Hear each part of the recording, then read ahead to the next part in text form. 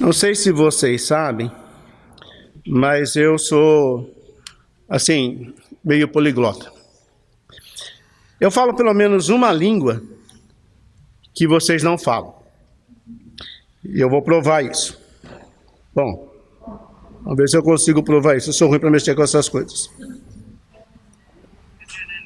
Esconde, nenê, esconde. Oi, cadê? Sumiu? Tá dando para ouvir? Que foi?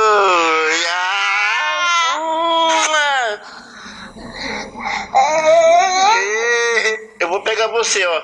1, 2, 3 e...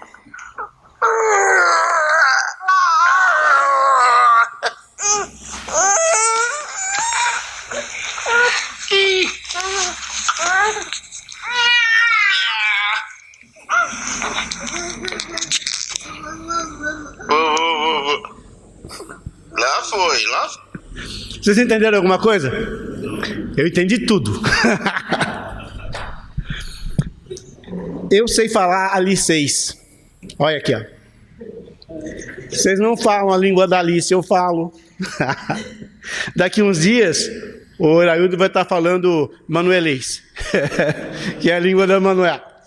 Quem tem criança pequena em casa, ou quem tem contato com crianças pequenas, aprende a falar uma língua diferente.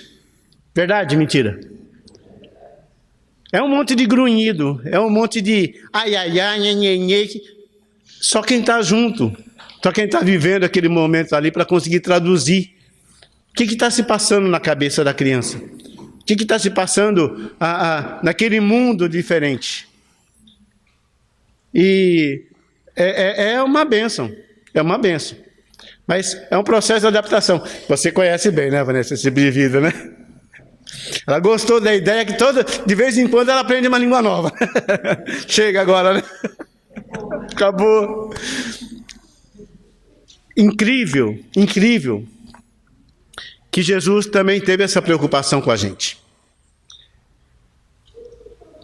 O Senhor do universo, Deus Todo-Poderoso, como é que essa criatura, ou melhor, como é que esse ser conversa com suas criaturas?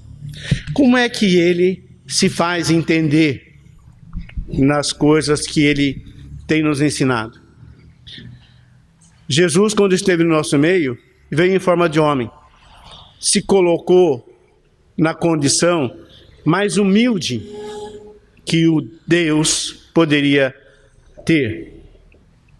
Ele desceu ao nosso nível e conversou conosco na nossa linguagem, para ensinar para a gente as coisas grandiosas do Espírito. Mas não somente isso, ele desenvolveu uma linguagem que nós chamamos de parábolas, para conseguir explicar para a gente, usando os recursos do nosso dia a dia, as coisas que a gente entende, as coisas que nós não sabíamos, ou as coisas que nós precisaríamos aprender para poder viver com Ele nesse mundo novo. Parábola era uma história contada a partir dos elementos do dia a dia do povo que ajudavam a comunicar as verdades espirituais. Então, para um lugar onde havia muita agricultura, onde eles viviam dos frutos da terra, ele contou a parábola do semeador, explicando como é que a sua palavra era espalhada no mundo e como é que ela produzia resultado. Então, para quem é lavrador, falar de semente, falar de solo, é fácil de entender. E dessa maneira, ele ensinava a respeito da distribuição, da difusão da mensagem do reino. Davi deu para a gente, Mateus 22, versículos 1 a 14, um trecho longo, né? Mas ele traz uma outra parábola explicando como funciona o reino dos céus. E nessa parábola, ele traz elementos que para o público da época era fácil entender. Honestamente, tem algumas coisas aqui que quando eu li das primeiras vezes, eu achei que estava até fora do contexto, porque ele termina falando, por exemplo, de um convidado que não estava usando roupa de casamento, né? Que não é da nossa cultura, não entendo isso. E o cara já estava na festa e foi expulso da festa só porque não estava usando uma roupa apropriada. Como é que é isso? Então, vamos trabalhar um pouco em cima dessas imagens, dessas figuras dentro da parábola, para a gente tentar extrair dela o ensino espiritual que está envolvido. Tchau, então vou tomar da sua água aqui.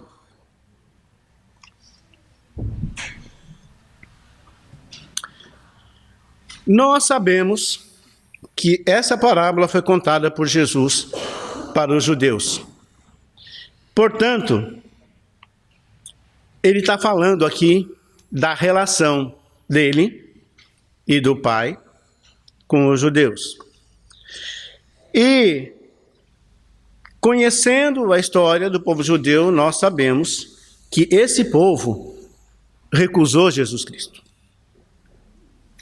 Então, quando ele fala nessa parábola, ele está justamente explicando o processo pelo qual Deus abençoou todas as nações da terra em Jesus Cristo, e não somente os judeus. Então, a parábola diz que um rei resolveu dar um banquete para o casamento de seu filho. E fala aqui de 3 convites. 3 convites. No primeiro, é como se fosse um edital, para que todo mundo soubesse. O príncipe vai casar. Então, todo mundo está avisado que vai haver um casamento. Num segundo momento, o dia é informado. O casamento será dia tal, ou próximo de determinada época. E se tratando de uma região agrícola, próximo, por exemplo, da colheita. E um terceiro convite era enviado especificamente para aquelas pessoas que estavam convidadas a irem ao banquete. Então, dá para imaginar o quadro. E o que a gente vê na parábola, já no versículo 3, diz: enviou seus servos aos que tinham sido convidados para o banquete, dizendo-lhes que viessem, mas eles não quiseram vir. O que a gente entende aqui é que das 3 vezes que foi feita menção a esse banquete, das 3 vezes o convite foi recusado. O convite foi recusado. Então vamos entender que durante esse período, os judeus estavam sendo convidados a participar de um banquete real. Um banquete que dura para a eternidade. Desde Gênesis capítulo 3, versículo 15, quando Jesus é anunciado que o povo vem sendo chamado para esse banquete. E quando chega Jesus Cristo, o noivo, no meio desse povo eleito por Deus, esse povo convidado de antemão, ele é novamente recusado. Então, 3 convites, 3 recusas. E aí, a decisão do Senhor é, bom, já que aqueles que eu escolhi, aqueles que eu convidei, não quiseram vir, vão, chamem todos que vocês encontrarem, mas eu quero o salão cheio. Todos aqueles que quiserem vir estão convidados. Então, Deus propõe que ele vai ter um banquete. E aqueles que vão estar presentes no banquete serão os que aceitarem o convite. Não importa de onde são, não importa a sua condição, não importa como estão.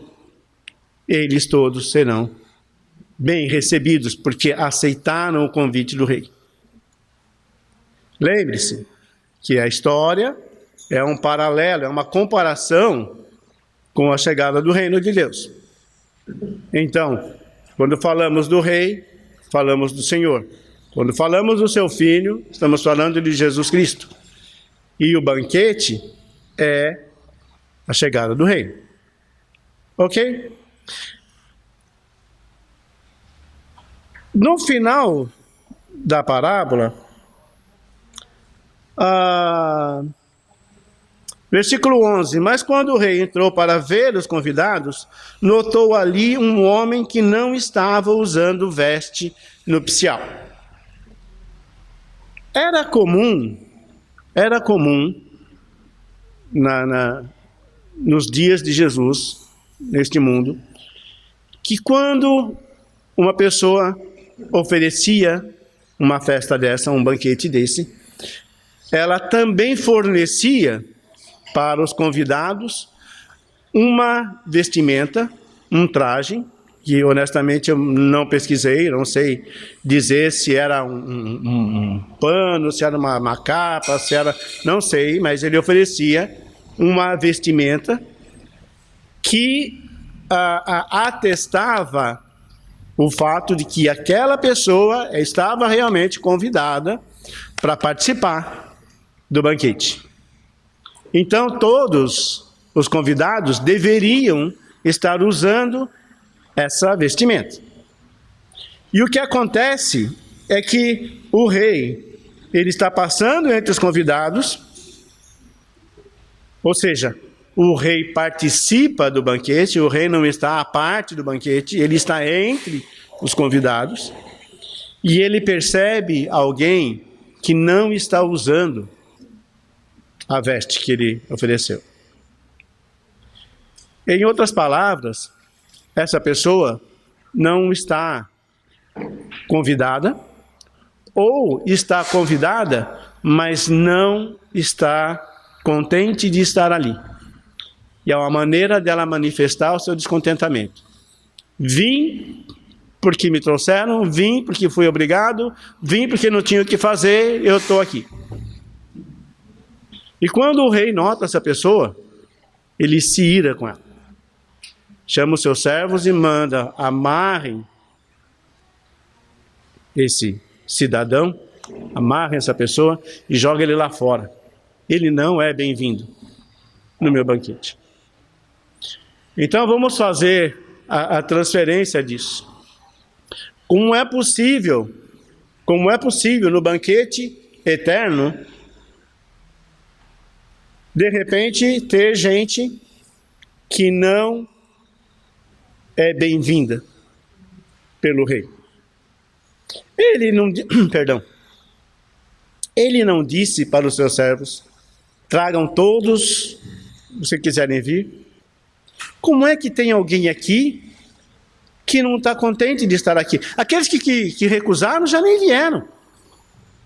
Agora, aqueles que estão aqui, o rei entende que quiseram estar aqui. Então, por que não está usando a veste?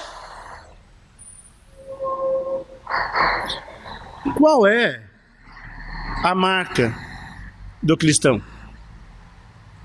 Qual é a veste que o Senhor, nosso Deus, nosso Rei, nos deu? Senão o seu próprio Espírito. É isso que o Rei que anda no nosso meio está observando. Se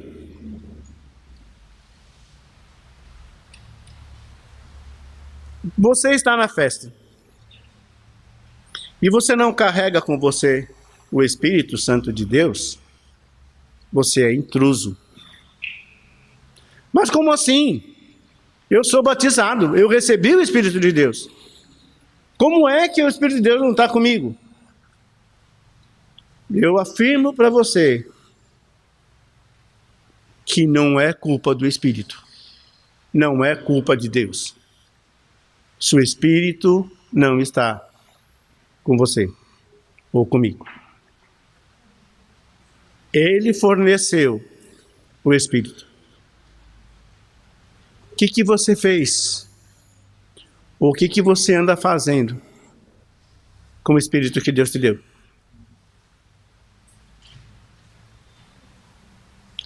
Vocês olham para mim e vocês não veem o Espírito de Deus em mim. Alguém consegue isso? Eu também não vejo. Mas o rei sabe. O rei sabe. Ele reconhece o seu Espírito.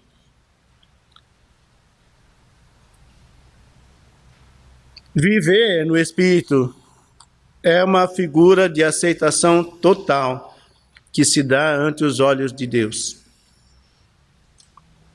Quando você realmente exercita a vida cristã, quando você realmente se utiliza desse convite e faz parte desse banquete, essa roupagem que o Senhor nos dá, ela é presente e pode ser notada.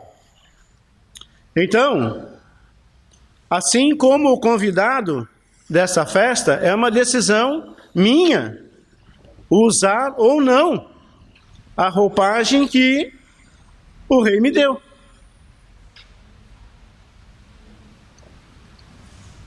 E novamente eu vou repetir, ele já fez a parte dele. Ele organizou a festa, ele mandou o convite, ele avisou a data, ele mandou um servo dele ir atrás de você,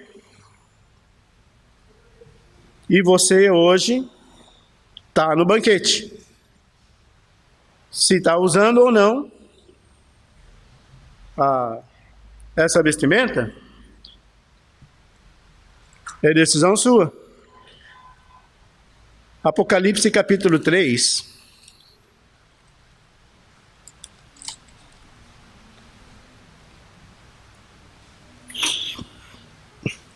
Falando da igreja de Sardes, no versículo 4, o apóstolo João escreve: no entanto, você tem aí em Sardes uns poucos que não contaminaram as suas vestes. Eles andarão comigo, vestidos de branco, pois são dignos. O vencedor será igualmente vestido de branco. Jamais apagarei o seu nome do livro da vida, mas o reconhecerei diante do meu Pai e dos seus anjos. Da mesma forma que ele reconhece os que têm a vestidura, ele reconhece os que não têm a vestidura. Essa vestimenta de justiça é requerida no banquete de Deus.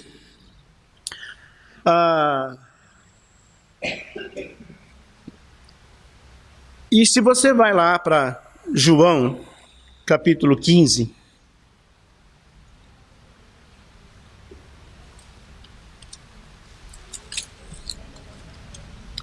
versículo 16, Jesus afirma: vocês não me escolheram, mas eu os escolhi para irem e darem fruto, fruto que permaneça, a fim de que o Pai lhes conceda o que pedirem em meu nome.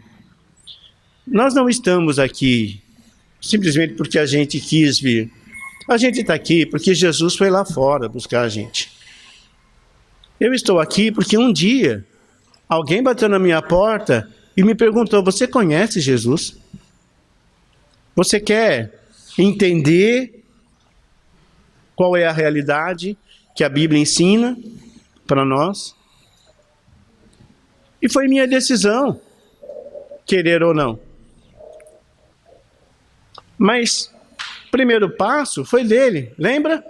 Ele nos amou primeiro. Então, se hoje eu sou convidado nesse banquete celestial, eu sou convidado porque ele me amou primeiro. E nessa linha de raciocínio, sabe quem é que nós somos? Dos convidados? Nós somos aqueles que foram achados nos becos, pelos cantos, pelas ruas. Nós somos os outros, que não foram os primeiros convidados. Então, nós somos honrados sem o merecimento. Aqueles que foram honrados primeiramente, recusaram o convite. E, não querendo ser grosseiro, nós somos recolhidos do mundo. Agora, percebe, se antes eu era qualquer um, hoje eu sou convidado do rei. Hoje eu posso me sentir abençoado. Hoje eu posso me sentir grande, realizado.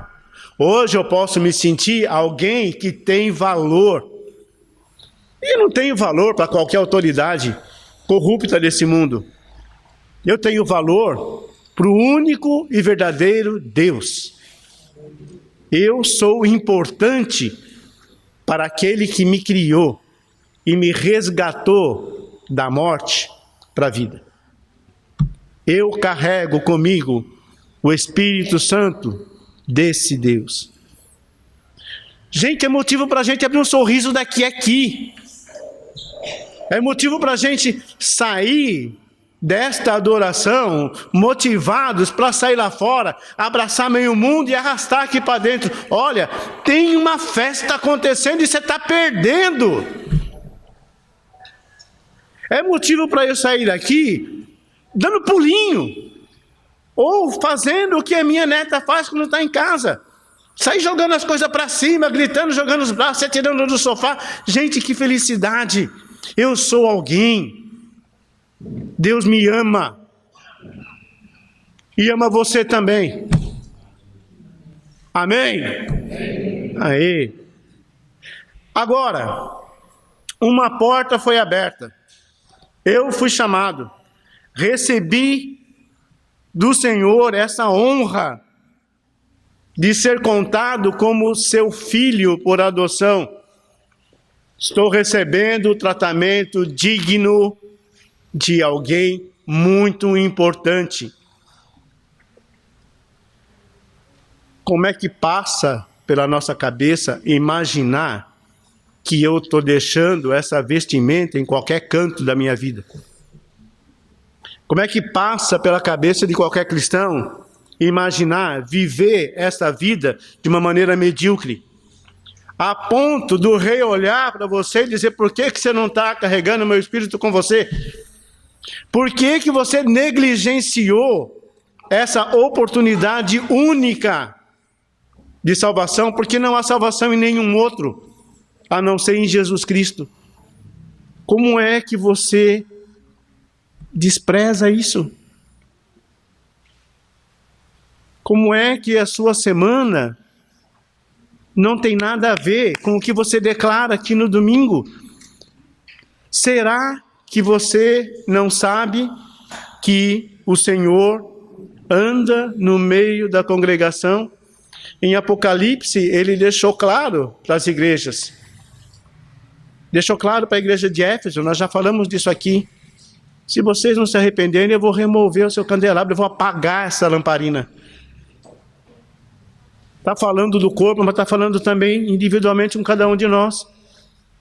Porque você, olha o seu mérito. Olha no que Deus te transformou.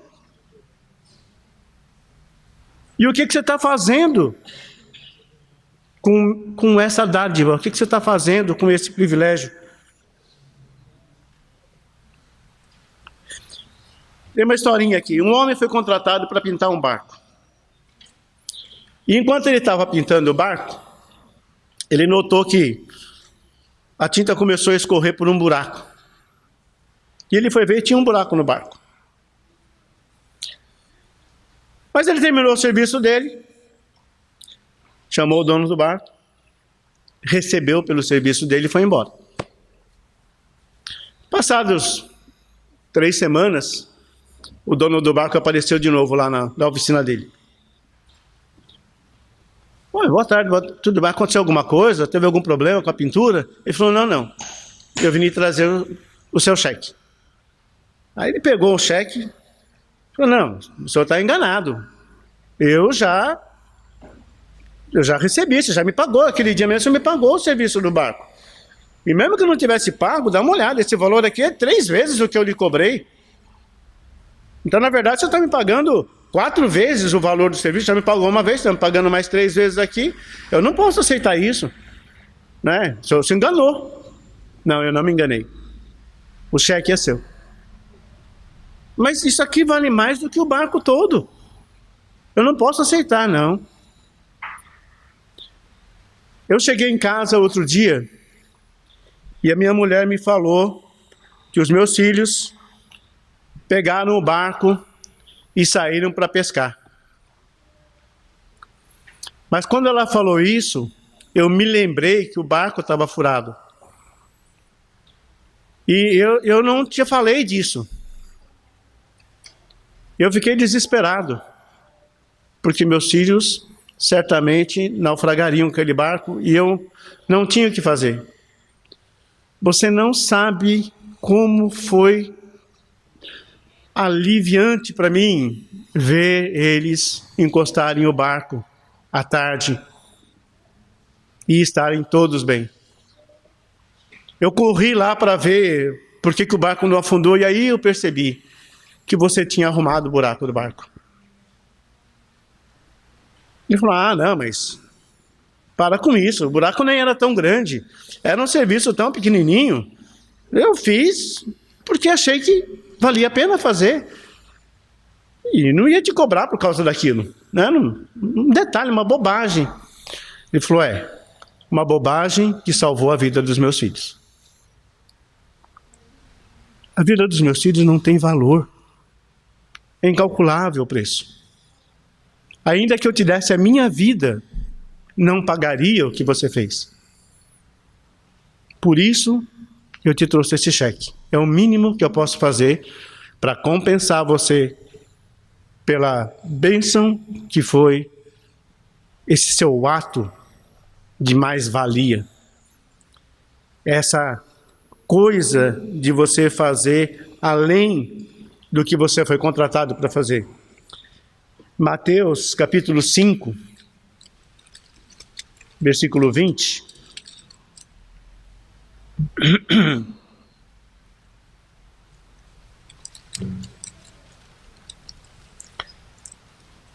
Durante o Sermão do Monte, Jesus diz aos discípulos, pois eu lhes digo que se a justiça de vocês não for muito superior à dos fariseus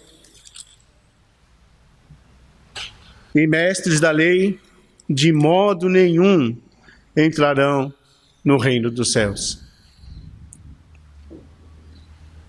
Não recebemos o Espírito de Deus para vir aos cultos no domingo. Não recebemos o Espírito de Deus para prestar uma adoração vazia. Não recebemos o Espírito de Deus para ser reconhecidos em casa, no trabalho, como pessoas moralmente corretas. Nós recebemos o Espírito de Deus para salvar o mundo. Nós recebemos essa vestimenta, esse convite para o banquete, para fazermos muito mais do que é pedido para pessoas boas. Eu acho que eu sou uma pessoa boa. Eu sei que vocês também são pessoas boas. Sei que vocês são pessoas honestas, sinceras. Pessoas dedicadas a fazer o que é certo na sua vida. Mas a nossa justiça tem que exceder e muito a justiça que o mundo reconhece como sendo justiça. Nós precisamos tapar o buraquinho do barco das pessoas, porque senão elas vão submergir, elas vão para o inferno. E nós precisamos ter essa responsabilidade. Então, meu irmão, minha irmã, esteja disposto e pronto para convidar os outros. Não minimize o privilégio que você recebeu. Seja grato. Não envergonhe quem te amou primeiro. Nossa salvação foi comprada com sangue e não foi o nosso sangue. O Senhor anda entre os convidados. Tomara que nós não sejamos excluídos dessa festa. Em 1 Coríntios capítulo 15, versículo 2, Paulo diz: por meio deste evangelho vocês são salvos, desde que se apeguem firmemente à palavra que lhes preguei. Caso contrário, vocês terão crido em vão. Gente, isso é muito triste. Isso é muito triste. Imagina você, vítima de um naufrágio, você está em cima de um bote e de repente você não devia estar ali e você é jogado para fora de novo. Você está na festa do rei e de repente você não é mais considerado digno de estar lá. Que terrível isso! E não pensem vocês que isso é impossível, porque não é não. Mateus 7, versículo 21, Jesus diz claramente: nem todo que me diz Senhor, Senhor entrará no reino dos céus. Ele está falando da gente, está falando de mim e de você. Está falando de um convidado que não usa a veste nupcial. Está falando de alguém que tem uma vida cristã medíocre, baseada em conceitos ou nos valores que esse mundo tem. Se isso estiver acontecendo, tua crença, minha crença é em vão. E o perigo é você se amarrar e jogado para fora nas trevas. Eu não te conheço, meu filho, desculpa. Você fez isso aqui no meu nome, mas eu não te conheço. Eu não sei quem é você. Eu não reconheço sua vestimenta.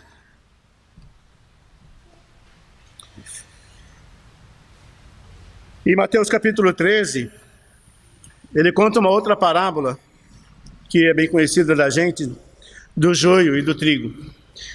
Eu, honestamente, eu tenho medo dessa parábola.